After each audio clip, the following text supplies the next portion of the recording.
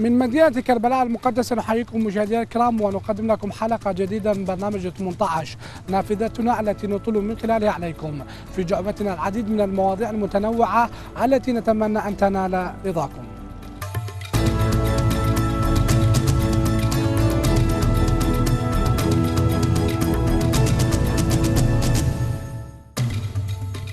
دائما ما يعرف في الفن على أنه المرآة التي تعكس الإنتاج الحضاري والثقافي لأي مجتمع، وهو سبيل لأن يتواصل المجتمع مع ماضيه وحاضره لتتضح صورة المستقبل. في كربلاء مع قلة الإمكانيات إلا أنها لم تقف حائلا أمام الإبداع بمختلف أشكاله. على الرغم من ضعف الإمكانيات التي تواجه الإنتاج الدرامي في العراق، إلا أن هذا العائق لم يقف حائلا أمام الفنان العراقي في إنتاج أعمال درامية ترضي ذائقة المشاهد العراقي، واستطاعت أن تضع لها موطئ قدم وسط الإنتاج العربي الذي غزا الشاشة. فالأعوام الأخيرة شهدت أعمالا درامية عراقية، وإذا ما استمرت على هذا المنوال فإنها قادرة على إعادة بهاء الدراما العراقية الأصيلة. أني ما أخاف إلا من اللي خلقني. هذا بزونة ب7 أرواح وخربتيها وقعدت فوق تلتها. خليها صمتة فهد، خليها صمتة. عبود حسام دار المحلة. احنا يبين نساهلنا وياك أكثر من اللازم. شترين ابني المدلل يشتغل بالجراج مالته. ولك شلون ما يهمني وطلع وعيونه تتجادح نار.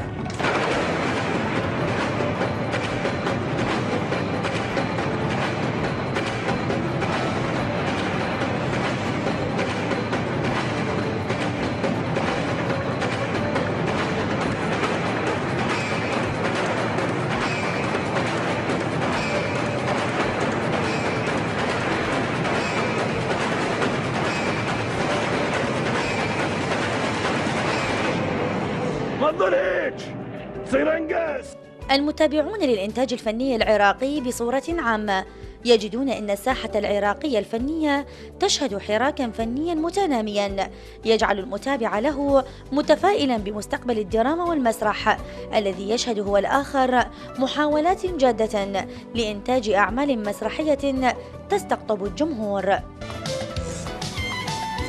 أهل القرية ولكم أنا مو شلغام، أنا سليم، أنا سليم، أنا مو شلغام، أنا مو شلغام. استوى بينا الدينا، استوى بينا الدينا يا أهل القلب.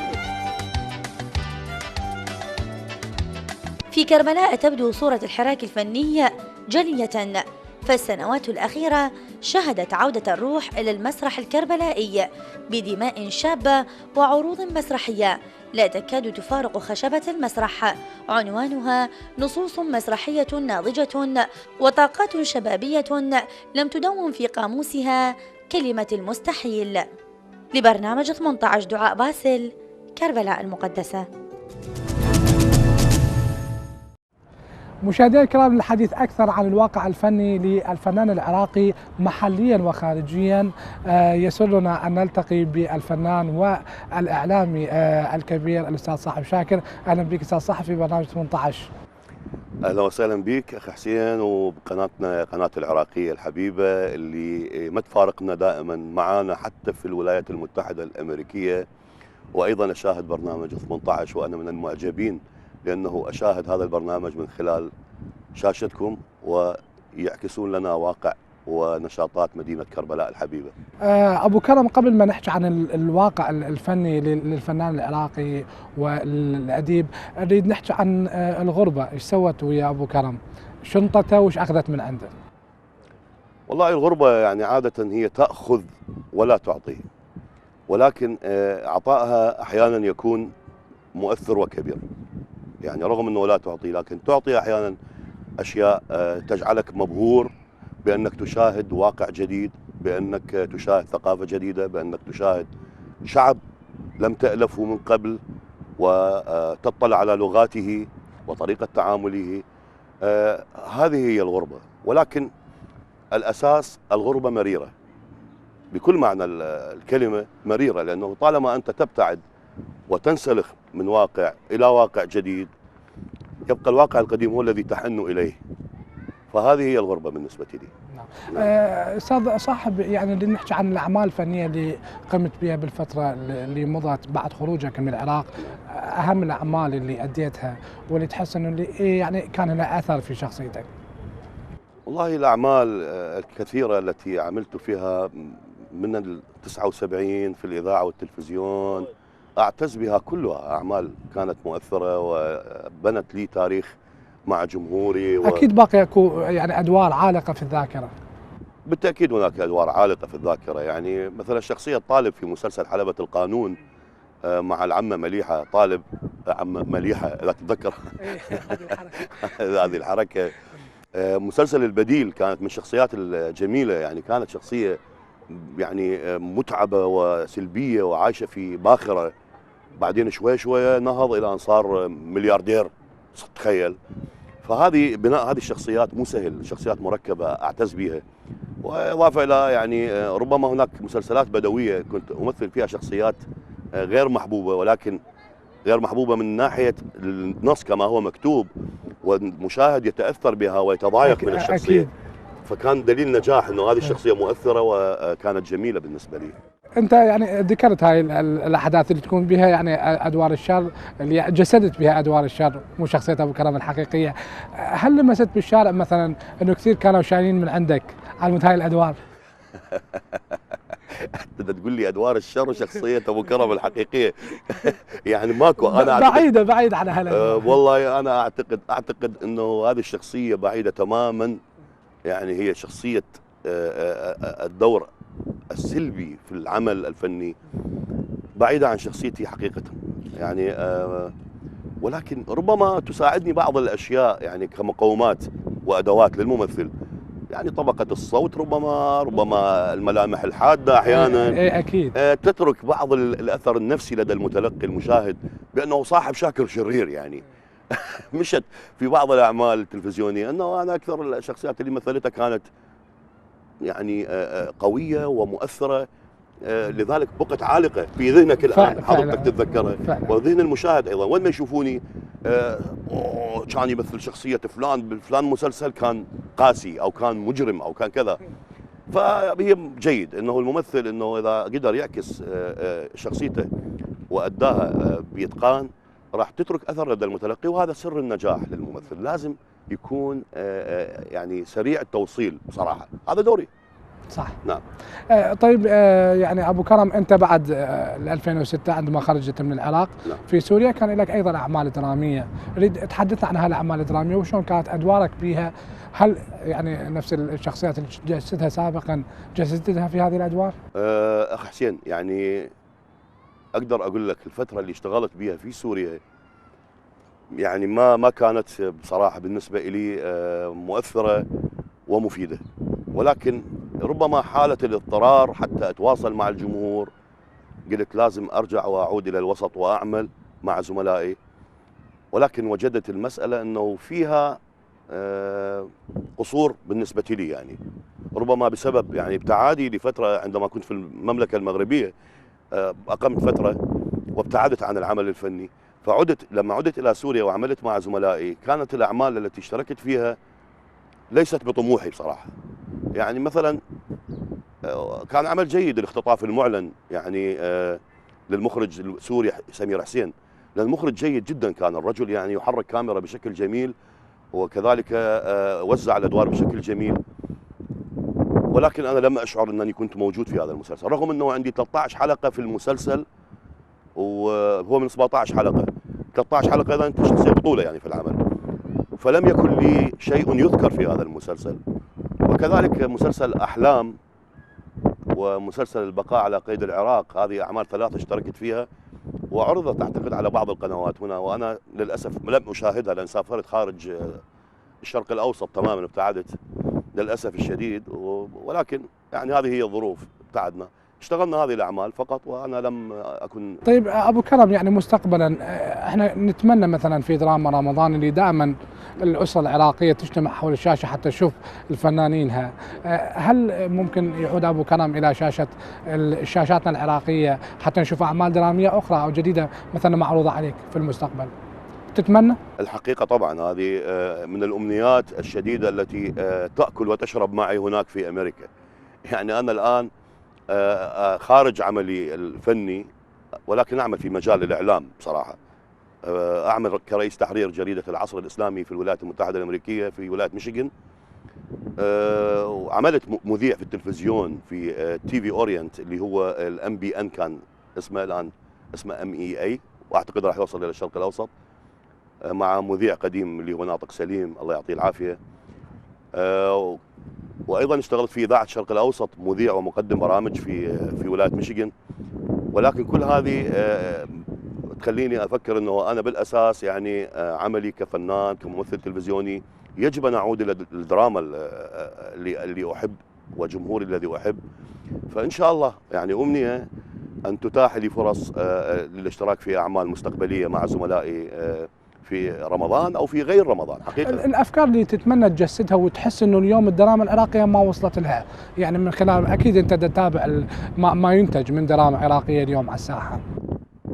اخ حسين، الدراما العراقيه دراما كبيره، والفنانين العراقيين فنانين كبار، والكتاب العراقيين كتاب كبار، والمخرجين كذلك.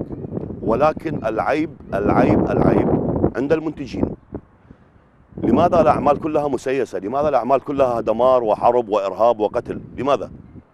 هناك دراما رومانسية، هناك دراما اجتماعية، هناك قصص جميلة، هناك الذئب وعين المدينة ألم يذكروه؟ هناك النسر وعين المدينة ألم يذكروه؟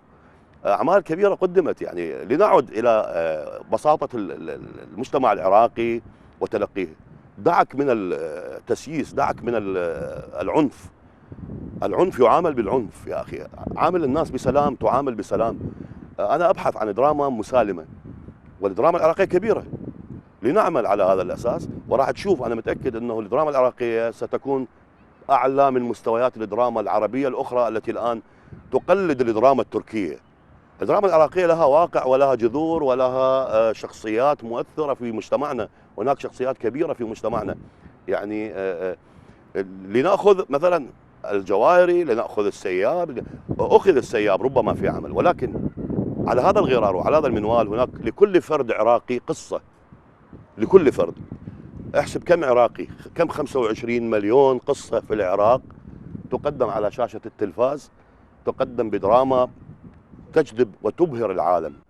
طيب يعني ابو كرم، انت اكيد شفت الدراما اللي انتجت في العراق في الفترة الماضية، النقاط الضعف اللي تحددها في هذه الاعمال الدرامية، يعني اللي انت تابعتها من خلال وجودك بالغربة. نعم، الحقيقة أنا تابعت يعني غربة وطن، والهروب المستحيل، ووكر الذيب، وأبو طبر. كلها فيها دم وكلها فيها قتل. لا يمنع يعني هناك أكشن، هناك في مصطلح في الدراما يسمى الأكشن. نحن نبحث عن الأكشن، نبحث عن التفعيل، نبحث عن الحركة في العمل، لتكن أعمال فيها مطاردة، فيها تشويق، فيها وهو هذا أهم العناصر التي تجتذب المشاهد في الدراما، عناصر التشويق، ولكن ليس عناصر القتل والبحث عن قصص دموية أو كذا. لنأخذ مثلا هذه الأعمال، وأنا متأكد يعني نقاط الخلل ستتضح. لا يحددها صاحب شاكر، لا يحددها صاحب شاكر، هي تحدد نفسها بنفسها. يعني المنتج عليه أن يبحث الآن أن يقدم عمل يقدم لكل العرب وليس فقط للعراقيين، لأن الدراما العراقية الآن بمصاف الدراما الأخرى. لا ينقصنا المصورون ولا السيناريست ولا المخرجون ولا الممثلون العراقيون مبدعون. الآن أنت تشوف هناك عمالقة من الممثلين العراقيين يقفون أمام الممثلين العرب وكأن الممثل العربي لم يكن له وجود. أجد عملاقا يقف أمام الآخرين، فدعوه يمثل وهيئوا له إنتاجيا. فإنتاجيا أيضا المنتج يجب أن ينتبه للفنان العراقي. هناك فنان عربي يأخذ على المشهد الواحد ربما $500 على المشهد الواحد، والفنان العراقي يأخذ على الحلقة الواحدة أو المسلسل الواحد $100 على الحلقة الواحدة عفوا، والمسلسل إذا كان 10 حلقات يأخذ $1000، بينما الممثل العربي الآخر يأخذ $10,000. لماذا؟ ما هو نقص الفنان العراقي؟ فهذه هي الأسباب الإنتاجية. فناننا صاحب شاكر. خلينا نشوف المخرج صفاء ايش حضر يعني من تايتل عن فناننا صاحب شاكر. خلينا نشوفه بعدين راجعين نكمل حوار مشاهدينا. فاصل وراجعين بعدها وياكم.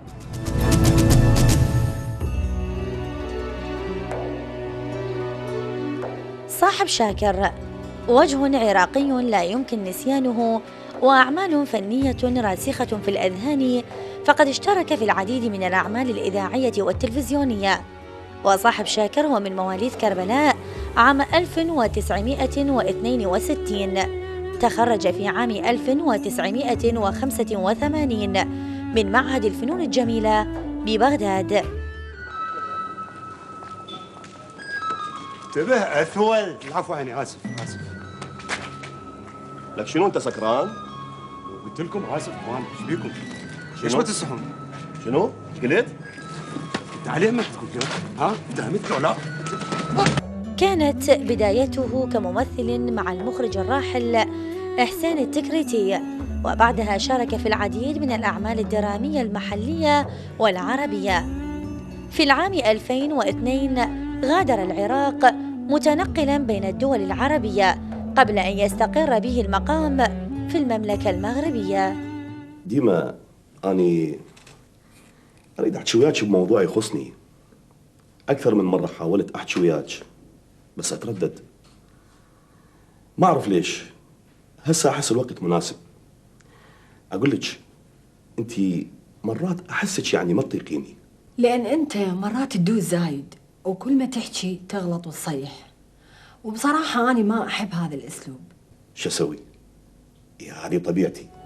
وبعد سقوط النظام بفترة عاد إلى العراق ليشترك في تقديم بعض الأعمال الإذاعية والتلفزيونية، إلا أنه عاد ليغادر العراق في العام 2008، وهذه المرة إلى الولايات المتحدة ليستقر نهائياً في ولاية ميشيغان. لبرنامج 18 دعاء باسل، كربلاء المقدسة. مشاهدينا الكرام، ما زلنا متواصل معكم وبرنامج 18 وفنان صاحب شاكر.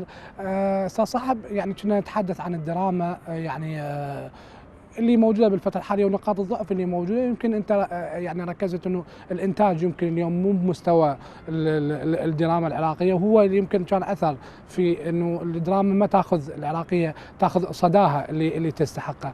نريد نحكي عن المسرح. المسرح اكيد له دور، يعني كيف تشوف اليوم الحركه المسرحيه بالعراق وبكربلاء المدينه اللي انطلقت منها؟ المسرح العراقي مسرح كبير وله تاريخ عظيم وله جذور وامتدادات. في بغداد معروف أعمال الفرقة القومية للتمثيل يعني ليس لها يعني نقاش هذه المسألة، خلاص محسومة أنه كل مهرجان تجد المسرح العراقي هو الذي يأخذ الجائزة الأولى. يعني كل أدوات الفن المسرحي متوفرة لدى الفنان المسرحي العراقي، ولذلك جذور المسرح في العراق متينة ورصينة، وفنانين كبار هم أعمدة هذا المسرح، يعني كبار بمعنى الكلمة. يعني سامي عبد الحميد، بدر حسن فريد، قاسم محمد، جاسم العبودي، يعني عوني كرومي. هذه الأسماء الكبيرة وضعت بصماتها ولبناتها الأولى لبناء رصين. كيف تجد جيل الشباب؟ هل هو امتداد لجيل العمالقة؟ نعم أكيد. الشاب الفنان العراقي الشاب المسرحي هو دائما هو من أخذ ورضع صقل على يد هؤلاء العمالقة. أحسنت، يعني هو الذي يعني أخذ منهم بصماتهم وجسد ما وضعوه من لبنات أولى، جسدها في المسرح العراقي. فنانين كبار الآن، أسماء معروفة في المسرح العراقي الآن تخرج إلى خارج العراق وتقدم العمل المسرحي العراقي. شباب مبدعون ومميزون جدا. سؤالك عن المسرح في كربلاء، يعني أنا أتذكر في الأربعينات يعني لم أكن موجودا، أتذكر في الأربعينات كان يكتب بأنه هناك مسرح في كربلاء. أنا بهرت، أنا في مواليد 62 لما أقرأ في الأربعينات فجذر كبير وعميق إذن للمسرح في كربلاء. وذكر الفنان بدر حسن فريد قبل فترة في العراقية في لقاء خاص معاه، ذكر أنه هناك كان مسرح كان يأتي الفنان حق الشبلي وفرقته في الأربعينات ليقدموا عرضا مسرحيا. إذا تعرف مقهى الزوراء الآن كان إلى جنبها خان قطب، كان هناك خان اسمه خان قطب. هذا الخان كان يستقطب الزائرين من المحافظات أو من أماكن أخرى، يأتون بخيولهم ويربطون خيولهم في اسطبل، ولهم غرف في هذا الخان فوق في الأعلى، وتأتي شخصيات تقدم عروض مسرحية مقابل شخص يدير هذا المكان يوزع لهم لفات الأكل وهم يشاهدون عرضا مسرحيا. هذا في الأربعينات في كربلاء. وإذا أردنا أيضا أن نرجع إلى جذور المسرح في العراق، جذور المسرح الأساسية في العراق حقيقة التشابيه الحسينية. التشابيه الحسينية ظاهرة مسرحية متكاملة، إخراج، تمثيل، سيناريو، إكسسوارات، وقصة كبيرة، ملحمة واقعية. تأثرت بها بداية؟ بالتأكيد. يعني أنت الآن في كربلاء هناك يعني محاضرات دينية صحيح، وهناك منبر حسيني صحيح، وقصة واقعية وملحمة حدثت قبل 1200 أو 300 عام. هذه الواقعة لا زالت تتجدد من خلال الرواة. الراوي هو فنان. نعم. الراوي من يروي القصة هو فنان، يجتذب الآخرين ويقدمها بطريقة تستهوي المتلقي. هذا فن. وهناك في سوريا مثلا الحكواتي يروي قصص من تراث التاريخ الشامي القديم. نحن نروي قصة واقعية ملحمية، هي ملحمة ثورة ويجسدها أبطال أحيانا ما يكونوا معروفين بس معروفين عند الشارع. نعم، نحن نقف كنا ونحن صغارا ونشاهد عمل مسرحي ملحمي كبير فيه الشمر وفيه عمرو بن سعد وفيه فلان وفلان من الشخصيات المعروفة تاريخيا، وهي على الخيول ويمثل: يا فلان هل أنت كذا، هل أنت كذا، ستقاتل فلان، ستقاتل كذا. حوار. هي اللي حببتك بالتمثيل بالبداية أبو كرم؟ نعم نعم. كنت أتمنى أن أكون أنا هذا الفارس على هذا الفرس وأتحدث أمام الجميع، والحمد لله مثلت في مسلسلات تاريخية وفي مسلسلات بدوية وركبنا الفرس ومثلنا. يعني هذا كان يعني يبنى مع شخصيتك هذا الموضوع. فلذلك هناك جذور عميقة في المسرح الكربلائي والمسرح العراقي بشكل عام. زين أبو كرم، توجهت من الفن والتمثيل إلى الصحافة المسموعة والمكتوبة، كنت يعني صوت جميل في الإذاعة. يعني هل يعني أين تجد يعني شخصية صاحب شاكر، بالإذاعة لو بالصحافة المكتوبة لو ممثل؟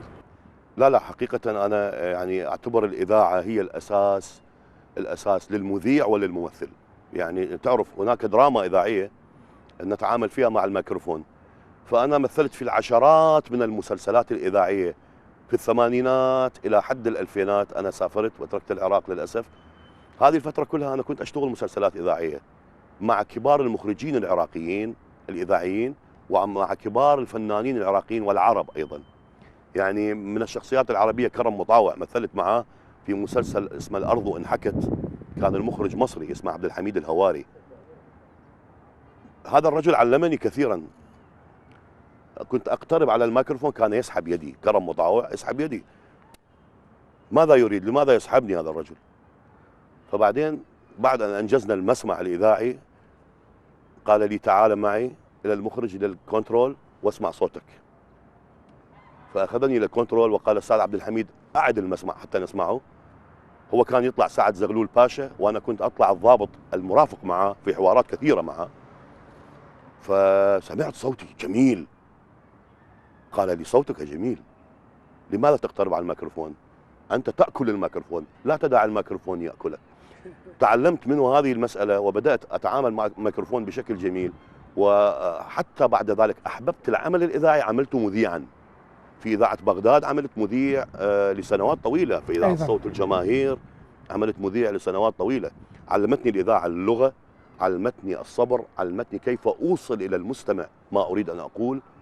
فنمت لدي ملكات ونمت لدي مواهب صقلتها الإذاعة حقيقة، جعلتني ممثلا وإعلاميا. فالصحافة المكتوبة لا أقول لك لا أحبها. الآن أنا رئيس تحرير جريدة في أمريكا، ولكن لا، هدفي وعملي وتوجهي هو الميكروفون والكاميرا. ابو كرم يعني الحديث وياك يعني جميل، ولكن يعني هذا ما يسمح به وقت البرنامج. نتمنى ان شاء الله يعني تتجدد لقاءاتنا، نتمنى لك عوده يعني للوطن، الى احضان الوطن، ونشوف ابو كرم في مسلسلات دراميه ان شاء الله. يمكن يا ريت يعني في رمضان القادم ان شاء الله. شو تقول للمشاهد العراقي اللي يتمنى يشوف ابو كرم في مسلسلات دراميه؟ والله يا اخي حسين، انا اتحدث مع المشاهد مباشره. انا روحي وقلبي وكياني كله في بلدي. يعني صح انا جسدا هناك ولكني كلي هنا. اعمل هناك ولكن اعمل لبلدي، اعمل لجمهوري. الامنيه انه انا اعود واواصل اذا الله سبحانه وتعالى اعطانا بقيه من العمر لاكون مع جمهوري في اعمال ومسلسلات قادمه. وهذا وعد من خلال شاشه العراقيه. ان شاء الله انا اعود واتواصل في مشواري، وطبعا ايضا بهذا المكان الذي نقف فيه الان في هذه المدينه المقدسه الراقيه مدينه كربلاء، وهذا الكادر الرائع الذي يعمل في قناه العراقيه، من حضرتك الى المصورين الاخوان يعني مسلم وخراعد الشكرشي والمخرج الكبير صفاء التميمي. يعني هذا الرجل المناضل في عمله، وكلكم ايضا تعملون في هذا المجال. اتمنى لكم التوفيق والنجاح الدائم، فكلكم مبدعون في قناه العراقيه اذا كان في بغداد او في المحافظات. اتمنى لكم موفقيه وشكرا جزيلا. شكرا لك فنان الكبير صاحب شاكر على وجودك اليوم في برنامج 18. شكرا جزيلا. شكرا.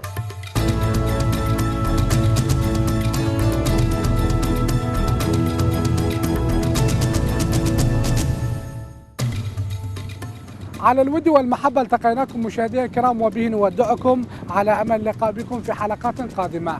حتى ذلك الحين تقبلوا تحياتي وتحيات فريق العمل في برنامج 18، وتحيات أرق من المخرج صفاء التميمي، وإلى الملتقى.